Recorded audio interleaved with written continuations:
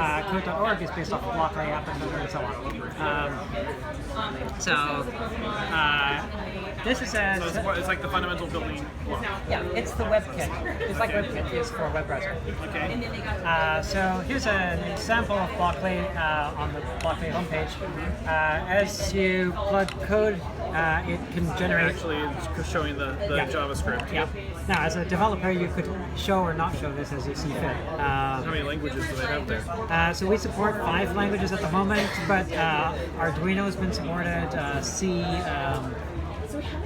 COBOL, I kid you not. You name it, it's there. Creating languages is easy. Yep. And scripting language should be. Yeah. So anyway, you've got a whole bunch of blocks you can add and remove. You can never have a syntax error, which is kind of cool. Yep. Thank you. It was really good to see that.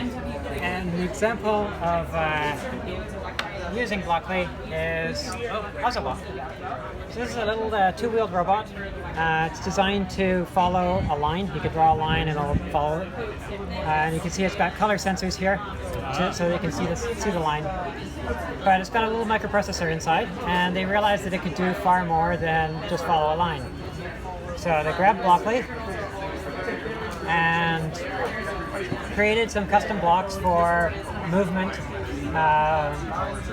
and then wrote a generator so that they could convert from blocks to their language, which is the assembly for whatever's on here. I see.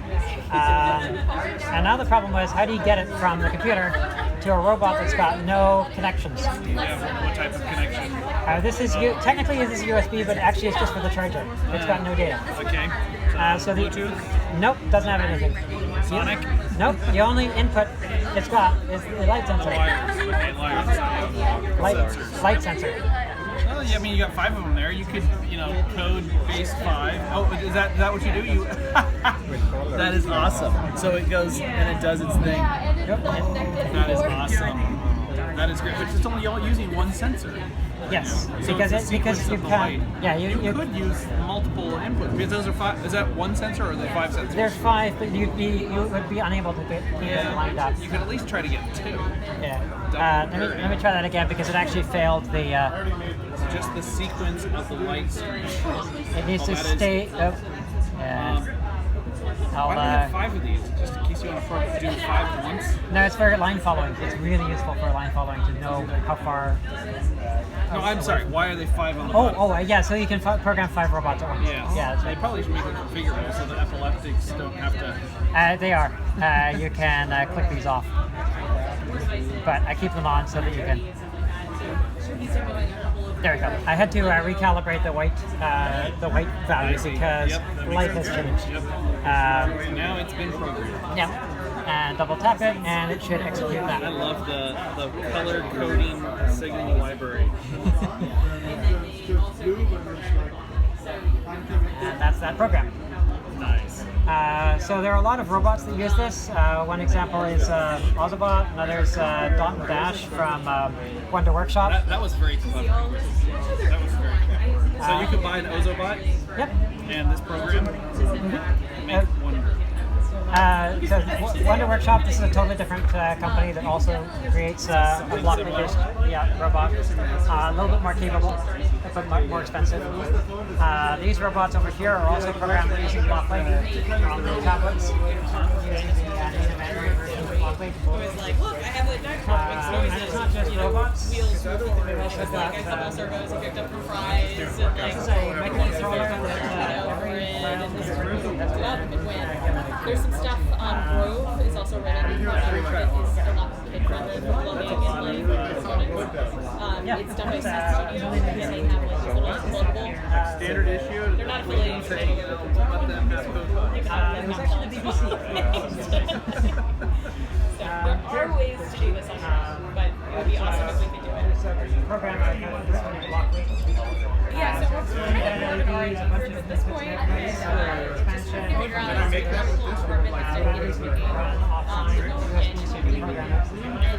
It's a nice little system. You can, I think I've got the editor open. Yeah, here it is. So there's the editor.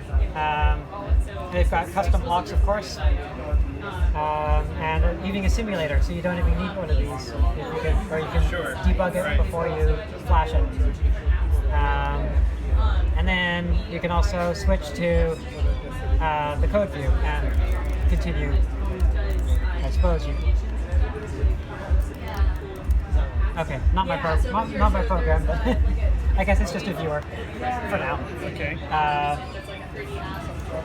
So why there's two buttons to activate the programs? No, it's just button A and button B. So somewhere in here, input You output, activated your program. I just woke it up I see. with either one of the buttons. So it always just does. It only has one program on it. Right.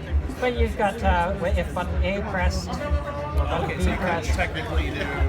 so we can get an if statement. So You can do multiple runs. Yeah, you can have. If A is pressed, do this. So you can play a video game. If A and B pressed. Or, Yeah, you could play Pong with this. oh, There's nothing preventing you from doing that. wow. Okay. With a 5x5 grid Yes. and multiple color LEDs. That's a good question.